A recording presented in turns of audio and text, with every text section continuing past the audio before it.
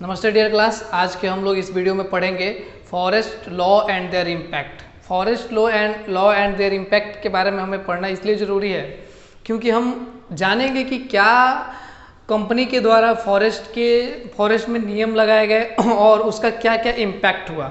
जैसे कि हम लोगों ने पिछले वीडियो में ही पढ़ लिया है कि जो ट्राइबल्स थे उनको इतनी समस्याएं आने लगी कि वो अपने जीविका को चलाने के लिए अपने खान पान के लिए ही मतलब कि दूसरी जगह जा कर के अपने काम को ढूंढने लगे, अपना काम तलाशने लगे, जहाँ पे जा कर के उनको बहुत सारी परेशानियों का सामना करना पड़ा और मतलब बहुत कम दामों में ही उनको किसी भी काम के लिए रख लिया जाता था।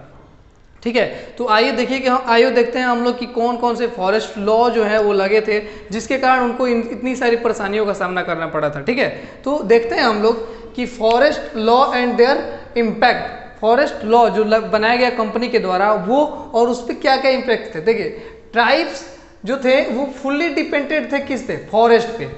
ट्राइब जितने भी आदिवासी थे, आदिवासी लोगों को क्यों कहा जाता है जी?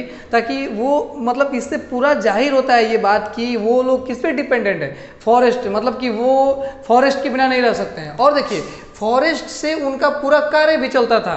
ठीक है, मतलब कि वो उनका खाना पीना फॉरेस्ट में ही होता था। वो लोग मतलब कि उनकी जीविका उसी से चलती थी और वो लोग रहते भी जंगल में थे। मतलब एक जंगल से ऐसा लगाव हो गया था कि जंगल उनके मतलब जंगलों के बिना वो नहीं रह सकते थे। ठीक है, वो उसमें बहुत सारे तरह के फॉरेस्टर मतलब कि ट्राइबल्स थे। तो क्या हुआ कि मतलब एक बहुत ज़्यादा लगाव हो गया था ट्राइब्स को जंगल से। अब कंपनी ने क्या किया कि फॉरेस्ट लॉ बनाया। ठीक है, जिससे कि बहुत सारे ट्राइबल्स को मतलब बहुत सारे ट्राइब्स को मतलब कि समस्याओं का सामना करना पड़ा। देखिए क्या क्या समस्याएं होंगी। Changes in the forest law had a considerable effect on the tribal lives. मतलब कि एक बहुत ही मतलब बुरा तरह का, एक घातक तरह का मतलब कि उन पे इफेक्ट पड़ा, उनके जीवन पे, उनके रहन सहन पे बहुत ही बुरा इफेक्ट पड़ा। क्या इफेक्ट पड़ा जी? देख लेते हैं क्या इफेक्ट पड़ा। Forest were declared as state property. क्या हुआ कि अब जब फॉरेस्ट लॉ बना तो कंपनी ने क्या कहा कि जितना भी फॉरेस्ट है उसको हम वो क्या माना जाएगा? अब स्टेट प्रॉपर्टी माना जाएगा। मतलब कि अब उस समय की सरकार कौन थी? सरकार की संपत्ति मानी जाएगी। और उस समय की सरकार कौन थे? तो उस समय की सरकार थी ईस्ट इंडिया कंपनी। ठीक है, अंग्रेजों की सरकार थी। ठीक है, तो अंग्रेज क्या कहने लगे अब कि जितना भी फॉरेस्ट है वो सारा क्या है कि अब स्टेट की प्रॉपर्टी है। ठीक है, इसके पहले वो लोग नहीं बोलते थे। इसके पहले क्या कहते थे कि फॉरेस्ट जो है वो भगवान का दिया हुआ है, उस पर किसी का कोई अधिकार नहीं है, उसमें जो लोग रहते हैं रहने दो। लेकिन उन लोगों ने देखा कि यहाँ के जो ट्राइबल्स हैं वो लोग काफ़ी मेहनती हैं, वो लोग काम कर सकते हैं और जिससे कि हमें मतलब बहुत ज़्यादा रेवेन्यू आ सकता है, हमारे पास बहुत सारे फसल्स आ सकते हैं, बहुत सारे मसाले आ सकते हैं जिसको हम लोग दूसरी जगह पे बेच करके हमें बहुत ज़्यादा पैसा मिल सकता है। ठीक है, तो उन लोगों ने क्या किया कि अब उन लोगों पे नियम लगा दिया। जैसे कि मान लिया कि अब उन्होंने किसी मान एक फॉरेस्ट है, इस फॉरेस्ट को पूरा क्या कर दिया कि ये कह दिया कि अब ये हमारा स्टेट का प्रॉपर्टी है, आपको इस पे जाना भी नहीं है। जितने भी इसमें आदिवासी रहते थे उनको निकाल दिया, चलो भाई निकलो यहाँ से, बोल करके निकाल दिया कि चलो भाई अब यहाँ पे तुम्हारी कोई ज़रूरत नहीं है। क्योंकि इस फॉरेस्ट से उनको इसलिए निकाल दिया गया ताकि यहाँ पे बहुत अच्छे अच्छे पेड़ होंगे जो महंगे दामों में बिकते होंगे, या फिर बहुत अच्छे यहाँ पे फल होंगे जो कि मतलब कि अच्छे होंगे, तो इसके कारण उनको निकाल दिया। ठीक है, अब देखिए, some forest were classified as reserve forest. कुछ फॉरेस्ट को क्या किया गया कि मतलब कि बांट दिया गया कि भाई ये जो फॉरेस्ट का एरिया है, मान लीजिए कि एक पूरा फॉरेस्ट है तो कुछ एक फॉरेस्ट का इस एरिया को क्लासिफाई कर दिया गया, बांट दिया गया कि भाई इसमें जो अच्छे अच्छे पेड़ वाले जो फॉरेस्ट जगह है ना, इसमें अब तुम लोग नहीं रहोगे, इसमें से तुम लोग निकल जाओ, अब तुमको जहाँ रहना है रहो। ठीक है, तो इन सारे जितने भी यहाँ के ट्राइब्स थे इनको यहाँ से बाहर निकाल दिया गया और जिसके कारण उन लोगों की बहुत उनको समस्याओं का सामना करना पड़ा। ठीक है, आप सोच के देखिए कि अगर किसी भी व्यक्ति को उसको घर से परमानेंटली निकाल दिया जाए तो उसको कितना समस्या का सामना करना पड़ सकता है। ठीक है, तो वैसे ही कंपनी ने क्या किया कि एक तो पहले वो बता दिया कि ये फॉरेस्ट जो है वो पूरा हमारा जो बहुत अच्छा फॉरेस्ट होता था उसको स्टेट प्रॉपर्टी घोषित कर देता था। अब देखिए, और किसी एक फॉरेस्ट में मतलब कि किसी एक फॉरेस्ट में अगर किसी खास जगह पे अच्छा जगह है तो उसको क्या कर देता था, उसको क्या कर देता कि उसमें क्लासिफाइड कर देता कि चलो भाई ये जो जगह है ना इसमें मतलब तुम लोग नहीं रहोगे, इससे निकल जाओ। वहाँ पे बोर्ड लगा देते थे कि travels were not allowed here. ठीक है, वहाँ पे नहीं अलाउ है। ठीक है, अब इसका क्या प्रभाव पड़ा, इस नियम का क्या प्रभाव पड़ा? देखिए, जो शिफ्टिंग कल्टीवेटर्स थे, जो मतलब ट्राइबल्स जो शिफ्टिंग कल्टीवेशन करते थे, मतलब कि एक जगह रह करके खेती करते थे, फिर वहाँ की उर्वरा शक्ति खत्म तो दूसरी जगह जा करके खेती करते थे, वहीं पे बस जाते थे, तो उनको बहुत सारी समस्याएं हुई, क्योंकि उनको इस जंगल से निकाल दिया गया और इसमें मना कर दिया गया कि भाई आपको आना भी नहीं है। ठीक है, उनको बहुत ज़्यादा प्रॉब्लम हुआ। हंटर्स गैदरर्स को बहुत ज़्यादा प्रॉब्लम हुआ। हंटर्स को कैसे प्रॉब्लम हुआ कि मान लीजिए कि अगर कोई हंटर किसी जानवर का शिकार कर रहा है, तो अब जानवर थोड़ी जानता है कि भाई यहाँ पे बोर्ड लगा हुआ है, इस जंगल में जानवर थोड़ी जानता है कि इस जंगल में हमको प्रवेश नहीं करना है इस जगह पे, क्योंकि वो पढ़ा लिखा थोड़ी है भाई, वो तो मतलब वो ऐसे ही चला गया और जैसे ही चला जाता था तो उसको मतलब कि उसको हंट करने के लिए उसके हंटर उसके पीछे पीछे आते थे, और उसके बाद उनको अगर देख लेता था कोई फॉरेस्ट का डिपार्टमेंट तो उसको क्या करता था कि ले जाकर कंपनी के पास दे देता था, और कंपनी उसको बहुत ज़्यादा सजा देती थी। तो इस तरीके से बहुत परेशानियों का सामना करना पड़ा। होम ऑफ ट्राइबल्स, क्या हुआ कि ट्राइब्स के मतलब घरों को तबाह कर दिया गया, उनको मतलब उनके घर से छीन लिया गया, उनको चलो भाई तुम हट जाओ यहाँ से, यहाँ पे रहोगे ही नहीं, तो उनको बहुत दिक्कतें आई। ठीक है, अब देखिए कंपनी के पास एक समस्या भी आई। समस्या क्या आई?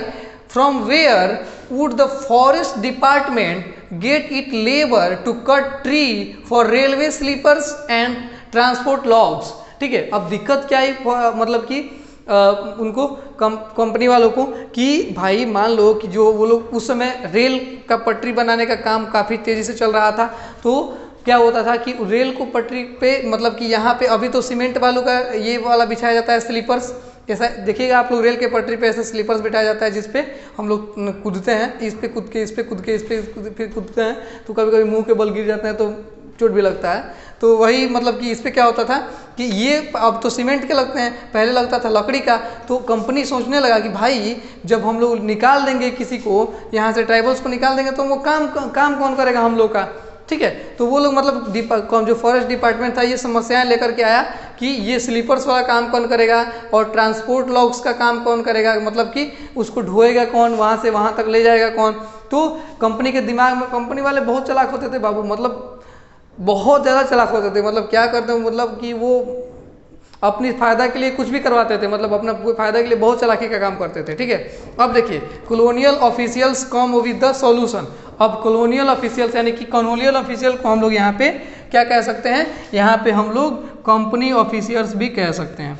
ठीक है, तो आप लोग मतलब वो मतलब ये कॉलोनियल्स एक रूल है जिस रूल के अंतर्गत हम लोग शिफ्टिंग कल्टीवेशन, हंटर गैदरर्स ये सब पढ़ रहे हैं। ठीक है, तो colonials company officers come with the solution. Company officer के पास अब एक, चलो भाई अब एक सॉल्यूशन आया कि अब क्या करते हैं ये लोग कि small patch of land was given for zoom cultivation. ठीक है, ए स्मॉल मतलब कि इसी जंगल में, देखिए इसी जंगल में अब एक छोटा सा जमीन दे दिया गया जहाँ पे मतलब कि अच्छे पेड़ पौधे नहीं है, जिनको कंपनी जिन पेड़ पौधों से कंपनी को कोई फायदा नहीं है, वो जगह दे दिए गए कि अब क्या कीजिएगा आप इस जगह के साथ कि आप यहीं पे रहिए, यहीं पे आप खेती कीजिए। ठीक है, और जब आपको बुलाया जाए कि आपको जब भी काम लगे कि पेड़ काटना है या फिर मतलब कि पेड़ को ढोना है, पहुंचाना है, ये ट्रैक पे रेलवे के ट्रैक पे पहुंचाना है, तो आप वहां पे आ जाइएगा काम करने के लिए। उसी कंडीशन में आपको इस जंगल में रहने दिया जाएगा, वरना आपको इस जंगल में नहीं रहने दिया जाएगा, ऐसा शर्त रखा गया था। ठीक है,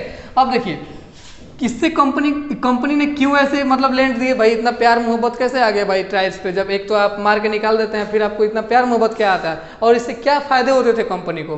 तो कंपनी को अभी हमने बताया कि कंपनी क्यों मतलब यहाँ पे एक छोटा सा जमीन देती थी कि वो यहाँ पे रहेंगे और जंगल का भी देखभाल करेंगे, और जब हमको जरूरत पड़ेगा तब हम इनको बुला लेंगे काम करने के लिए भी, और ये लोग काम करके आराम से जाएंगे। इससे कंपनी को बहुत फायदा होती थी, मतलब कि उनको मजदूरी देने से बच जाते थे और मतलब कि फ्री में अपना काम करवा लेते थे। तो इसी तरह के बहुत सारे फायदे होते थे।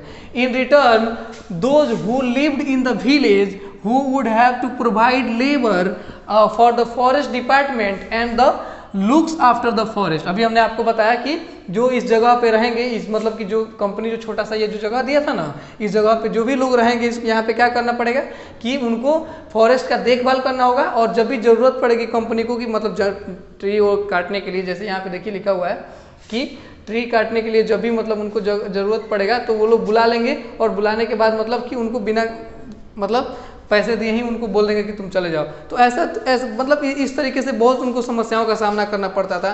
तो ऐसे में क्या होता था कि बहुत सारे जो ट्राइब्स थे उनको जो अच्छा नहीं लगता था वो क्या करते थे, रेबेलियन मतलब कि एक विद्रोह करते थे।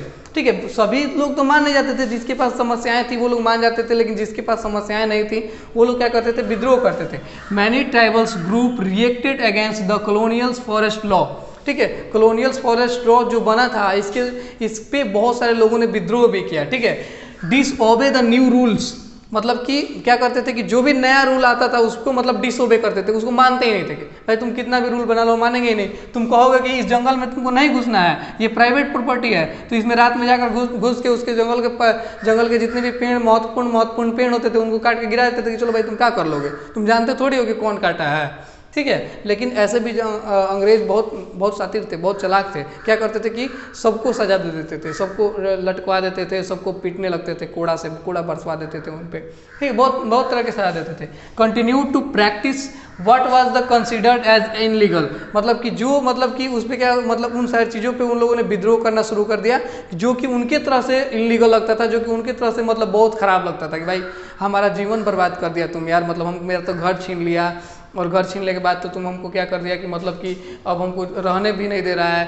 हमको, मतलब उनको जंगलों से इतना ज़्यादा लगाव था कि मतलब कि जंगल के बाहर उनको भेज दिया तो उनको मतलब रहने भी नहीं दिया जाता था। रोज ऑफ ओपन रेबेलियंस, अब क्या हुआ कि मतलब कि वो लोग मतलब अब बाहर खड़े हुए, मतलब कि बाहर खड़े नहीं हुए, मतलब कि जो भी रूल बनता था उसके विरोध खड़े हुए और मतलब एक बागी बन गए। और बागी बनने के मतलब क्या हुआ कि वो लोग जो भी रूल बनता था उसके खिलाफ वो लोग बहुत ज़्यादा प्रोटेस्ट करते थे और वो लोग डिसओबे करते थे, नहीं मानते थे उन सारी बातों को, और इसके द्वारा एक विद्रोह शुरू हुआ। तो हम लोगों ने इसमें देखा कि forest law and there impact. Forest law मतलब फॉरेस्ट लॉ जो बना, कानून जो बना, नियम कानून जो बना किसका, फॉरेस्ट का, उससे कितने लोगों को क्या क्या हानियां हुई। ठीक है, और उस हानियों में मतलब कि कितना बुरा सामना करना पड़ा ट्राइबल्स को, और कुछ ट्राइबल्स ने क्या किया कि इसका जमकर विरोध भी किया।